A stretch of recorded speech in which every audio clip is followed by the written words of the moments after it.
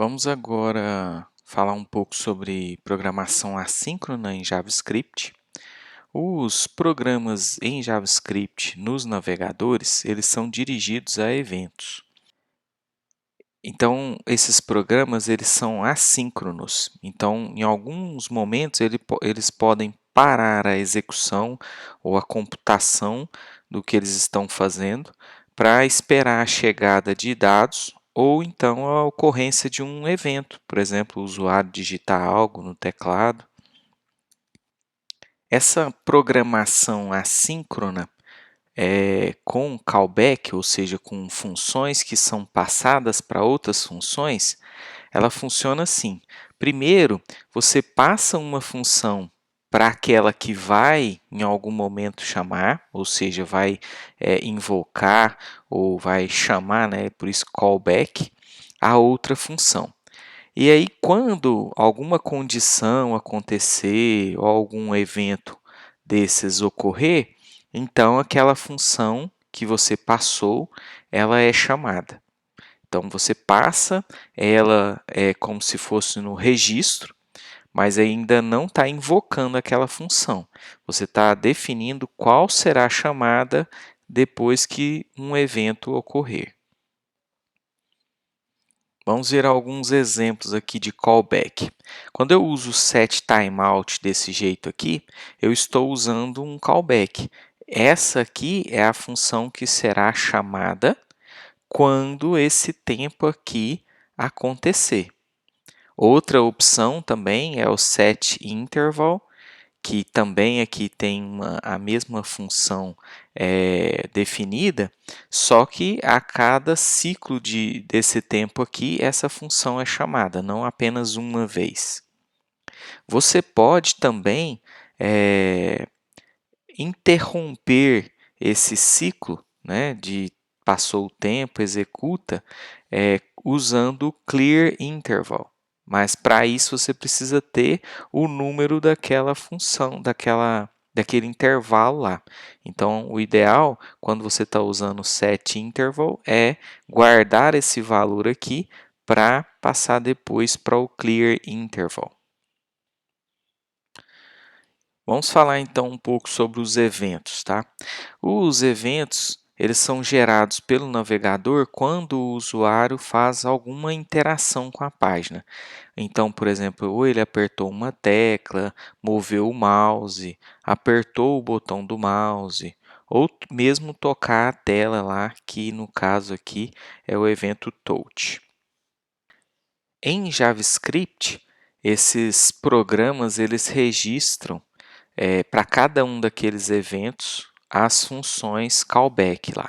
Então, aqui no caso, para em um campo a registrar o evento clique, eu vou definir qual é a função que será chamada quando aquele evento ocorrer.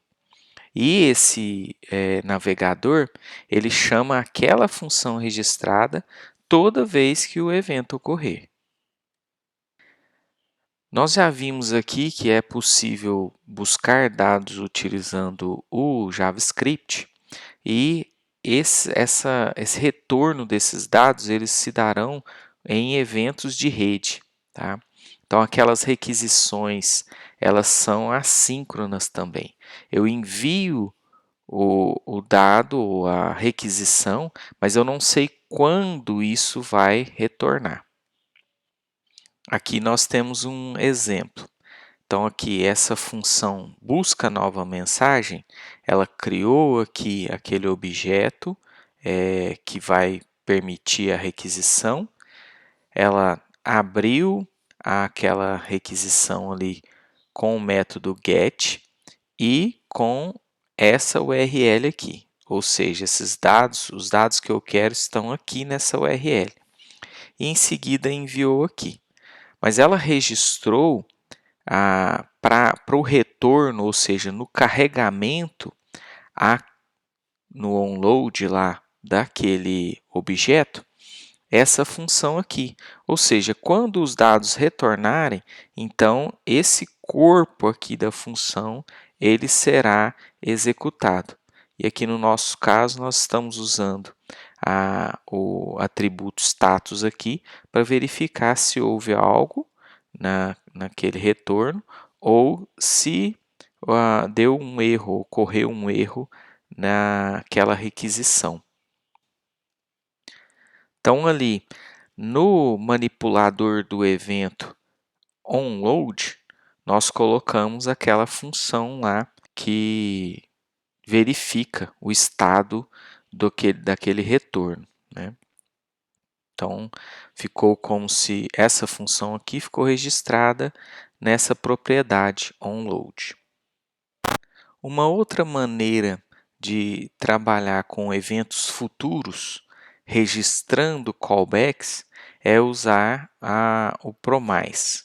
Promise é um objeto que representa lá o resultado de uma computação assíncrona, ou seja, ele é um objeto que representa o resultado de uma coisa futura que pode acontecer ou que vai acontecer no futuro. E do mesmo jeito de quando eu envio a requisição HTTP, eu não sei quando isso vai ficar pronto, eu não tenho possibilidade de saber se esse promise está pronto. O que eu faço é, eu ajusto o callback para ser chamado quando acontecer daquele objeto ficar pronto. A sintaxe do promise é bem simples. Então, você vai criar o objeto promise e vai salvar em algum lugar. E dentro desse promise, ou desse corpo aqui do promise, você vai ter uma função que terá duas callbacks. Uma para o caso de sucesso daquele corpo da função e uma por caso do erro. E aí aqui dentro vem o código e em algum lugar você chama essa função para o caso de sucesso ou a outra função para o caso de erro.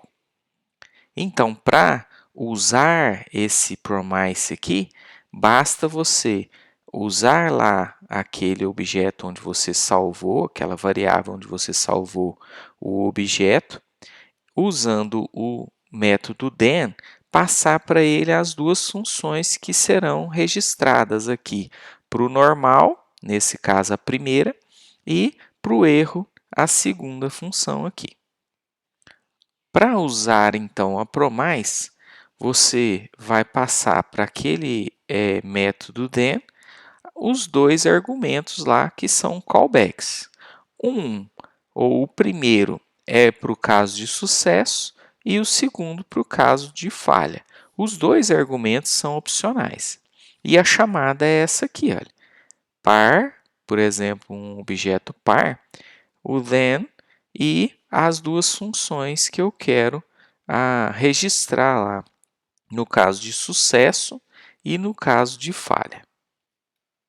Para ver um exemplo maior aqui, primeiro eu vou mostrar para vocês a definição dessa função mostra aqui, que vai receber uma mensagem e simplesmente exibir lá num elemento saída aquela mensagem. Então, quando tiver mostra mensagem no código, ele só vai buscar lá a saída e mudar o inner HTML dela para aquele argumento que receber em mostra. Aqui, então, nós temos a definição dessa promise e salvando ela na variável par. E o que ela faz aqui é, ela vai receber as duas callbacks, vai verificar qual que é o minuto e salvar aqui nessa variável minuto, o minuto atual. Em seguida, nós temos um simples if else aqui, só para nós determinarmos qual função nós vamos chamar. Se o minuto, o resto da divisão do minuto por 2 for igual a zero, quer dizer que esse é um número par, então nós vamos chamar aqui a função certo. Caso contrário, a função errado. Então, aquele objeto promise par lá, nós usamos o método dele then e passamos as duas funções que nós vamos querer que ele execute. No caso de dar tudo certo, então ele vai executar essa primeira aqui, e no caso do erro, essa segunda. Como exemplo agora, nós vamos usar a função timeout lá no HTML. Vamos então aqui criar uma página para só exibir algo depois de um timeout.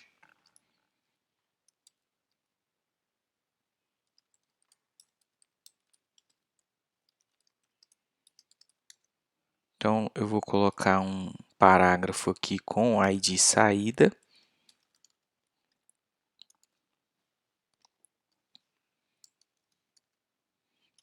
Aqui no script eu vou criar uma função mostra, que recebe uma mensagem para exibir na tela.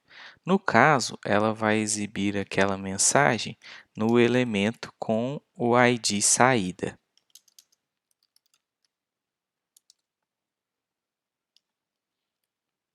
E aqui eu vou ajustar um setTimeout para chamar uma função que mostra lá na tela que o tempo passou. Essa função será chamada ou está registrada para ser chamada daqui 3 segundos.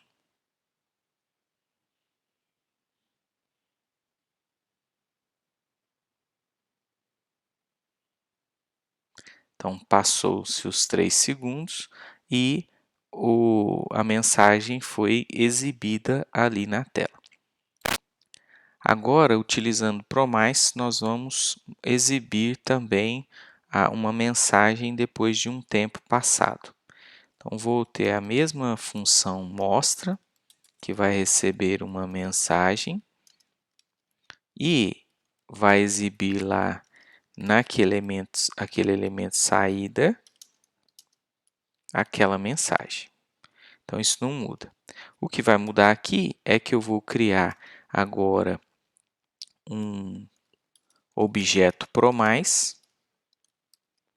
que vai receber duas funções.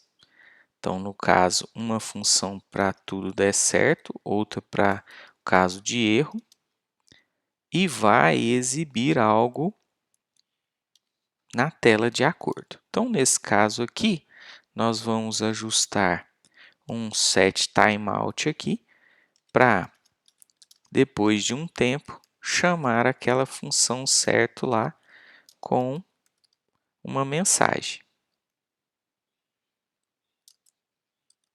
A partir depois de 3 segundos. Então, nós vamos usar esse objeto, passando para ele aqui a função que vai executar quando tudo der certo. Então, essa vai ser uma função que chama mostra com aquele valor que ela recebe ali.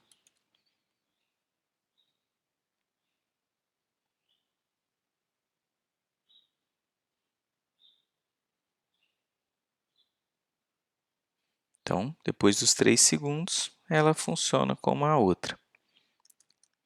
Depois dos 3 segundos aqui, ela chamou essa função certo, que foi a função recebida aqui para quando tudo der certo. Nesse caso aqui, como é opcional, o argumento lá da callback do errado, ou do caso do erro. Então, eu não passei